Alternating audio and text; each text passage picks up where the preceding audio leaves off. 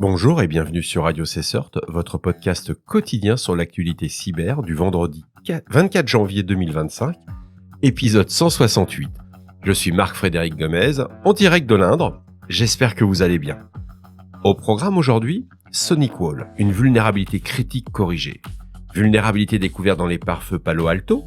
Des chercheurs ont révélé une faille critique affectant les pare-feux Palo Alto, permettant potentiellement à des attaquants d'accéder à des réseaux protégés. Une backdoor personnalisée exploitant des Magic Packets. Cisco corrige plusieurs failles de sécurité. Des bornes de recharge Tesla piratées lors du Pwn 2 Own à Tokyo. Les agences fédérales américaines sommées de respecter les directives sur le télétravail suite à un décret présidentiel. Et comme toujours, vous trouverez toutes les sources ayant contribué à cette revue d'actualité dans la description de l'épisode.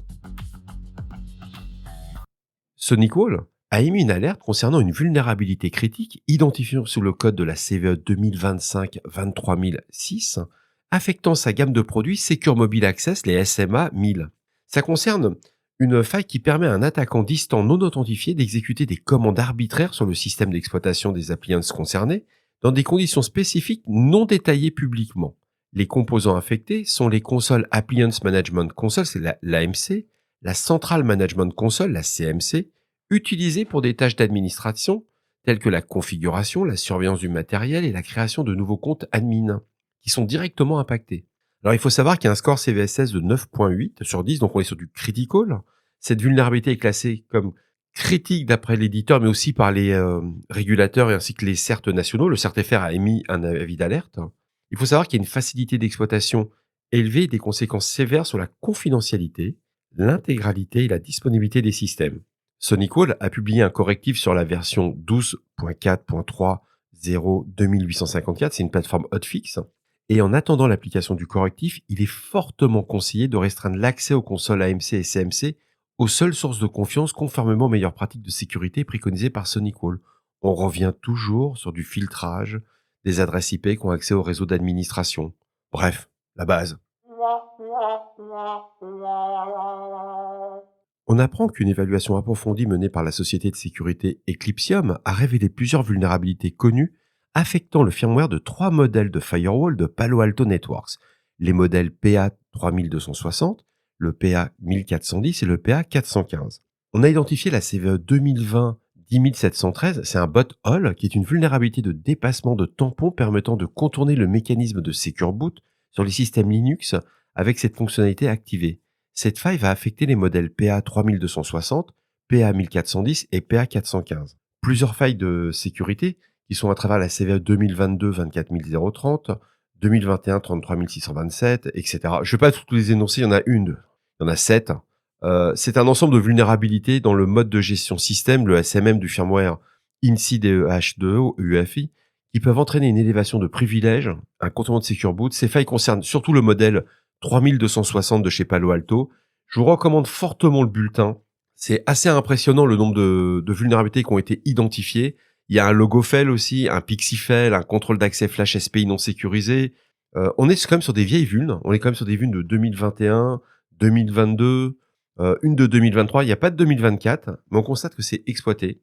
Donc ce que Eclypsium j'ai trouvé intéressant dans l'article, c'est qu'il souligne que toutes ces vulnérabilités regroupées sous le nom de Pandora Box pourrait permettre à des attaquants de contourner des protections d'intégrité fondamentales telles que le Secure Boot et de modifier le firmware des appareils qui sont exploités.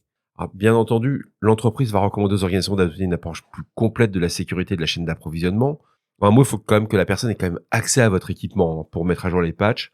C'est un article sur The Hacker News à lire. Intéressant si vous avez du Palo Alto. Très instructif sur la façon de compromettre un firmware. Bref. On patch. Une campagne malveillante nommée G-Magic a été identifiée ciblant spécifiquement les routeurs d'entreprise de Juniper Networks fonctionnant sur JuneOS, un système d'exploitation dérivé de FreeBSD. Les attaquants déploient un agent malveillant variant d'un cheval de Troie d'accès à distance public connu sous le nom de CD00R. Cet agent surveille en permanence la réception de paquets magiques envoyés via le protocole TCP. Lorsqu'un paquet magique contenant 5 paramètres prédéfinis est reçu, l'agent envoie un défi secondaire. Une fois ce défi relevé, G-Magic établit une connexion inverse, ce qu'on appelle un reverse shell, vers l'adresse IP et le port spécifié dans le paquet magique, permettant aux attaquants de contrôler le dispositif de voler des données et de déployer d'autres charges malveillantes. C'était ultra passionnant. C'est un niveau technique qui peut sembler élevé, mais c'est le kiff quand vous lisez ça le matin, que vous le mettez, vous faites un POC derrière. C'est juste, vous revenez à vraiment des fondamentaux de l'IT. On arrête les cyberconsultants, vous savez, les pseudo-consultants à costard-cravate et qui n'ont jamais vu du shell de leur vie ni de l'assembleur. Moi, j'ai kiffé cette analyse de paquet IP. Ça faisait très longtemps que j'avais pas fait ça. Ça fait du bien de remettre le cerveau en route.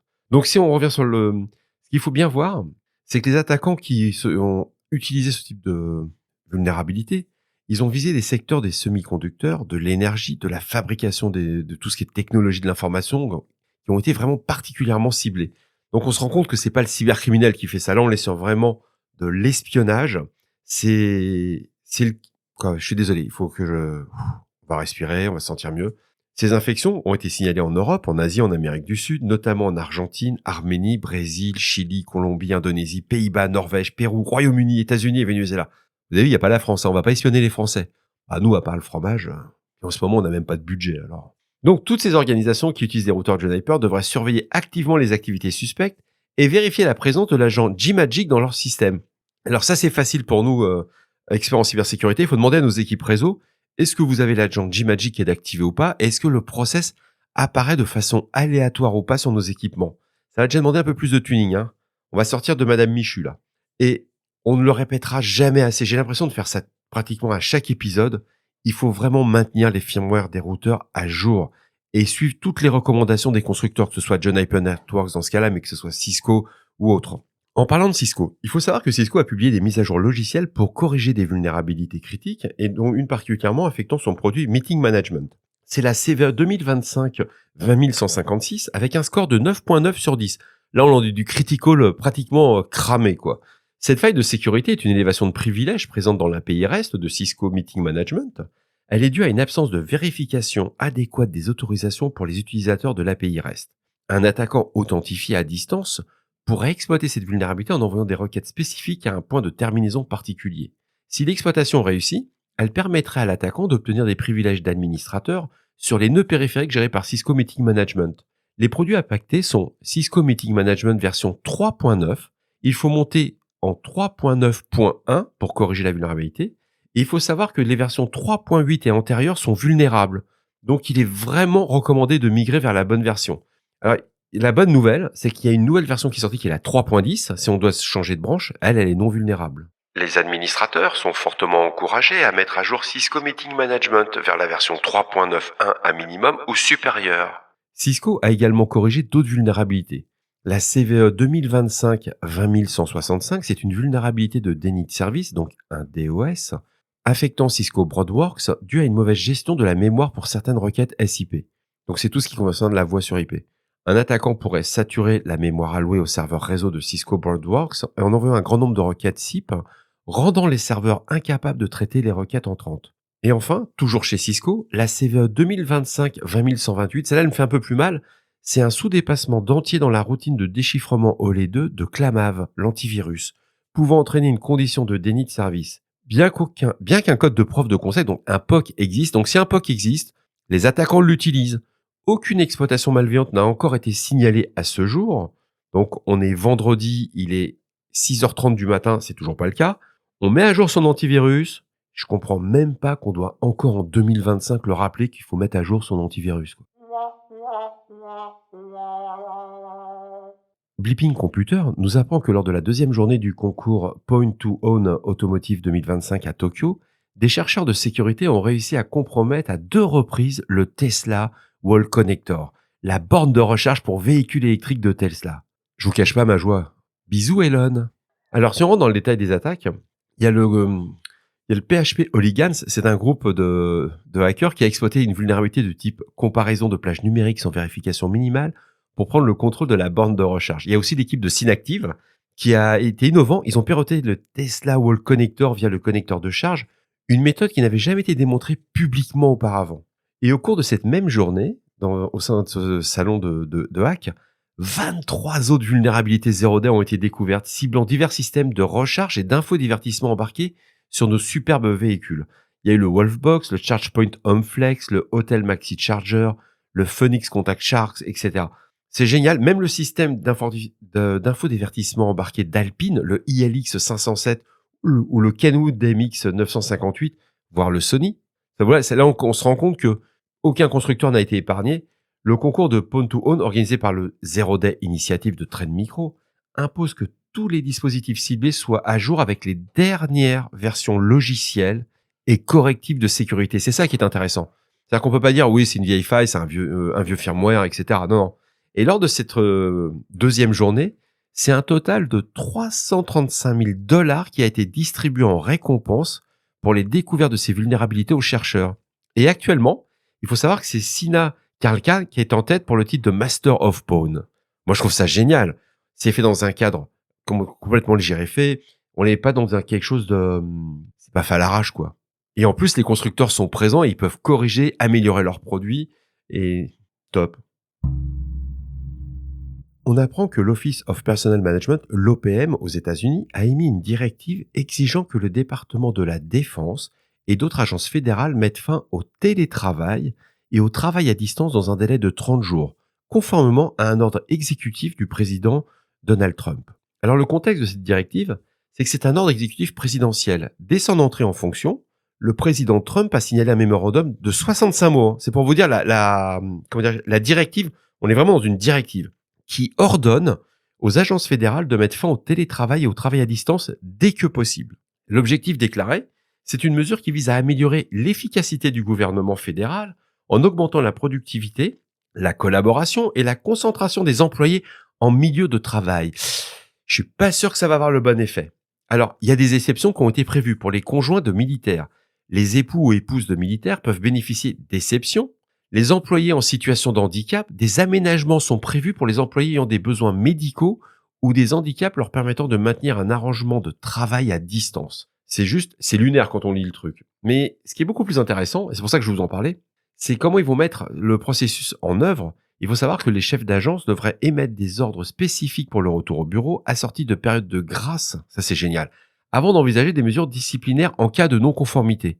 On parle d'environ 780 000 personnes. Faut trouver la place. Alors si vous avez des bureaux aux États-Unis, c'est peut-être le moment de les louer.